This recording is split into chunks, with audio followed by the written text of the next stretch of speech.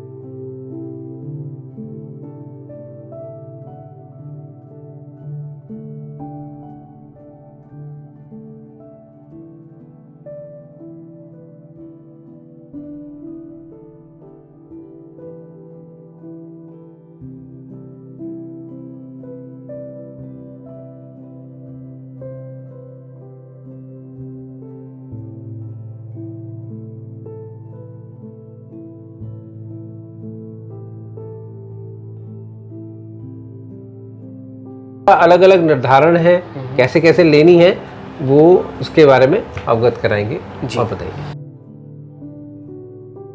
Sir, इसमें बहुत बार क्या देखा गया है कि मेट्रो सिटीज़ हैं वहाँ पर लोगों का खान पान भी यानी कि सही नहीं है। दूसरा क्या होता है कि उनका जो एक्सरसाइज नहीं कर पाते हैं प्रॉपर उनका जो यानी कि लाइफ स्टाइल है वो बिगड़ी पड़ी है। सिटिंग आप देख रहे होंगे, ज़्यादातर आईटी हब है गुड़गांव साइड, आप देखोगे मेट्रो सिटीज़ में, तो बैठने का काम है, उनकी कमर में दर्द, उनके घुटनों में दर्द, ये नॉर्मल होता जा रहा है। तो वो ये बोलते हैं कि सर हम डाइट भी नहीं कर पाते, क्योंकि उनको सुबह मॉर्निंग में जल्दी जाना है, लेट आते हैं, क्योंकि नींद भी उनकी प्रॉपर नहीं हो पाती है। वहीं और दूसरी चीज़ देखें कि वहाँ पर हर गली में देखा जाए कहीं ना कहीं फास्ट फूड है या फिर ऐसी चीज़ें चल रही हैं। क्यों? क्योंकि वो घर में बनाने की जगह बाहर से ऑर्डर करके मंगाने में ज़्यादा वो लगते हैं कि घर में बनाएंगे, मेहनत लगेगी, टाइम लगेगा, बाहर से ऑर्डर कर लेते हैं, 30 मिनट में आ जाता है। अजय जी बहुत अच्छा यहाँ पर आपने प्रश्न पूछा है अपने उनके लिए, दर्शकों के लिए, कि भाई हमें ज़्यादातर जितने भी मेट्रो सिटीज़ हैं, जितने भी हमारे बड़े बड़े संस्थान हैं, वहाँ पे जो हमारे जो भाई लोग कार्य कर रहे हैं, बहनें कार्य कर रही हैं, तो वो ज़्यादातर क्या है, उनका सेटिंग जॉब है।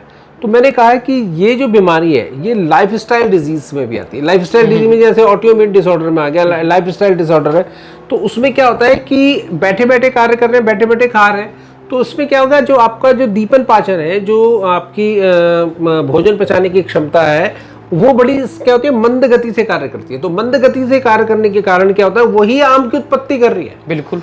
और देखिए आयुर्वेद में लिखा है, आहारस्य रसोशेषो योना पक्वो अनलागवात स्वमूलम सर्वरोगाणाम आमम इति अभिधीयते, कि जितने भी शरीर में रोग हैं उसकी जो उत्पत्ति हो रही है, उसका जो कारण है वह यह आम है। अच्छा, आम है मीन्स जो यही मैंने कहा कि अपने पहले व्याख्यान में बताया कि यही आम जब कफ के साथ मिलेगा तो कफ के संबंधित रोग पैदा करेगा, मोटापा लाएगा, ठीक है, ये मोटापा लाएगा, कोलेस्ट्रॉल लाएगा, हाई ब्लड प्रेशर लाएगा, ये सब कुछ कर देगा, स्किन की एलर्जी कर देगा। जब यही आम पित्त के साथ मिल जाएगा तो पित्तजन्य व्याधियों को लाएगा। पित्तजन्य व्याधि में जैसे हाइपर एसिडिटी है जी, भोजन पच नहीं रहा है, जो हम खा रहे हैं वही निकल जा रहा है, दस्त लग गए, तो वो ये आम। दूसरा क्या है कि जब यही आम वात के साथ मिलेगा, वो संधि के स्थान पर, आपने देखा होगा बहुत देर, भाई 12-12 घंटे की जॉब है, 10-10 घंटे की जॉब है, तो उसमें क्या होता है कि संधि शैथिल्य हो जाता है। संधि शैथिल्य मीन्स अकड़ गई है। आप यात्रा करते समय बैठते हैं कि आप, आजकल मैंने देखा है कि थोड़ी देर यहाँ से ऋषिकेश या देहरादून या दिल्ली जाओ तो कहना यार बड़ा थक गई, बॉडी बड़ी टायर्ड हो गई है। तो बॉडी टायर्ड होने का कारण क्या, और रास्ते में क्या कहेंगे, कोई भाई अब यहाँ से 4 घंटे का जो रास्ता है हमारा, उसमें ड्राइवर रोकेगा भी, खाएंगे भी, उसमें क्या कहेंगे, पराठा खाएंगे, तली हुई चीजें खाएंगे, पकौड़े खाएंगे, चाउमीन खाएंगे, पिज्जा खाएंगे। तो वो क्या करेगा, जितनी भी जो ये मैदे वाली चीजें हैं, जितने भी बाहर के फास्ट फूड, जैसे आपने चर्चा की कि फास्ट फूड खा रहे हैं, बर्गर खा रहे हैं, पिज्जा खा रहे हैं, मोमोज खा रहे हैं, तो वो क्या करेगी, आपकी जो पाचन क्रिया को मंद कर देगी जी। और यही मंदता आम की उत्पत्ति का ही कारण है, सर्वरोग का कारण है। तो अगर हम इसको अवॉइड कर देंगे तो वो सारी समस्याएं ठीक हो जाएंगी। अच्छा देखिए, दूसरा क्या होता है, आहार के साथ साथ क्या होता है, यार खा तो हमने लिया, परंतु क्या हम पे टाइम ही नहीं है, एक्सरसाइज का टाइम नहीं है। पचाने किसी को कह दो कि भाई तू एक्सरसाइज कर ले, थोड़ी जो अकड़ाहट है, जब सर्वाइकल है, वो है तो ग्रीवा बात में ही आता है, परंतु क्या है वो लाइफस्टाइल डिसऑर्डर या पोस्चर डिसऑर्डर में, स्पाइन के जितने डिसऑर्डर हैं, घुटने के जितने डिसऑर्डर हैं, तो वो क्या कहते हैं, वो आपके लाइफस्टाइल डिसऑर्डर। पर उसमें क्या होता है कि जितने भी आप इसमें अगर एक्सरसाइज का अभ्यास करेंगे, एक्सरसाइज करेंगे, किसी को प्रमोट करेंगे भाई एक्सरसाइज कर लो, तो वो चीजें सारी खत्म हो जाएंगी, समाप्त हो जाएंगी। सर इसमें एक चीज़ और मैं जानना चाहता हूँ कि आपने बताया कि लाइफस्टाइल जो सबसे बड़ा कारण है। अब ये देखा जाता है कि लोगों के पास समय नहीं है, और वहीं दूसरी चीज़ बात करें कि वो बाहर की चीज़ें खा रहे हैं, आपने बताया कि उन चीज़ों को अगर हम अवॉइड करते हैं तो वो ठीक हो जाएंगे। ऐसा कुछ भी है कि जो चीज़ें यूज़ करने से भी वो ठीक हो सके? अभी आपने बताया कि ये चीज़ अगर हम नहीं खाएंगे तो आम नहीं बनेगा, अगर हम एक्सरसाइज करेंगे तो आम नहीं बनेगा। ऐसा कुछ है कि उनको ऐड करने से भी आम नहीं बनेगा, जैसे कोई जड़ी बूटी या कोई हमारे पास आयुर्वेदिक? पहली तो देखिए, कोई भी व्यक्ति चाहे वो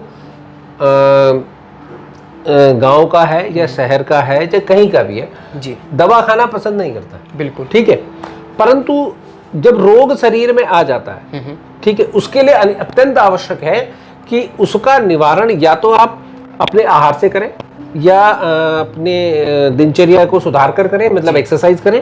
और तीसरा है कि अगर भाई असमर्थ है, नहीं है, समय नहीं है, अभाव है, तो फिर उसका चयन है औषध का। ठीक है, औषध का भी चयन है। जैसे एक पीड़ांतक टैबलेट आती है, वो आप ले सकते हैं, उसमें शुंठी है, हटजोड़ है, आपका सल्लक्की है, कुंदरू है और महाराष्ट्र आदि है। इसका बहुत अच्छा कॉम्बिनेशन मैंने देखा है, उसके बहुत अच्छे रिजल्ट भी हैं।